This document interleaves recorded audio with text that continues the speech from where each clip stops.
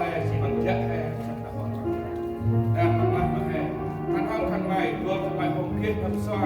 tận khăn mai hôm kia đừng xoa là điểm nào luôn chỉ nào là bằng hôm kia đó là việc đã mà đại để hai ra là đại quyền thâm là bồi ăn rằng là vậy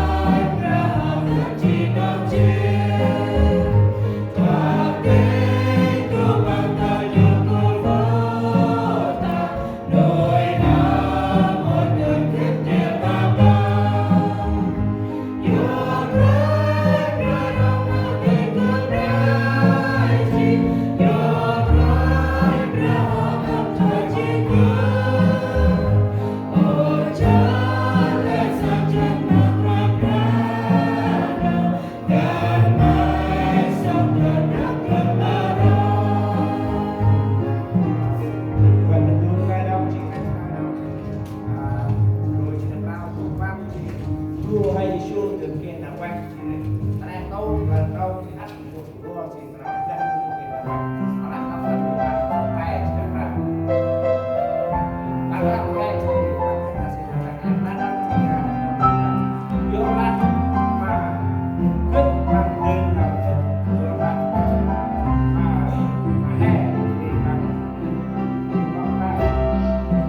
cho kênh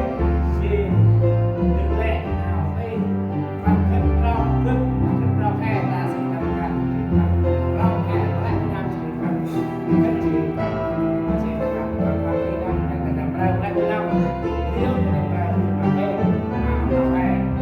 Mì Gõ để không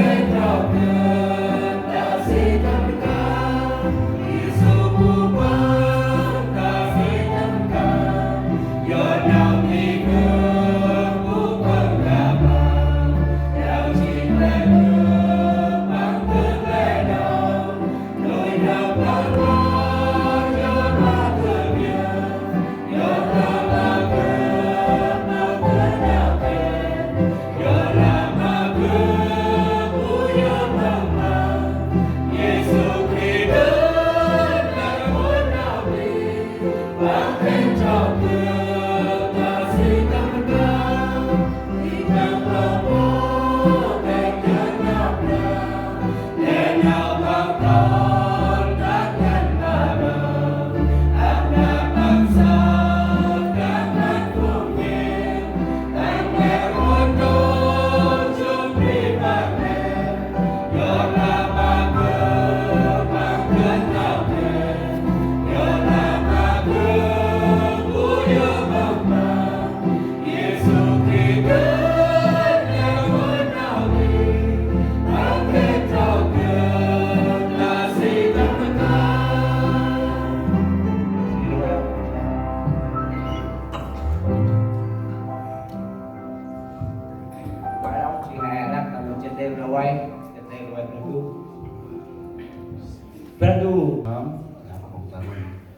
là qua mà brang đu mực Giêsu con ra hay qua brang đu Abraham brang đu Jacob brang đu Isaac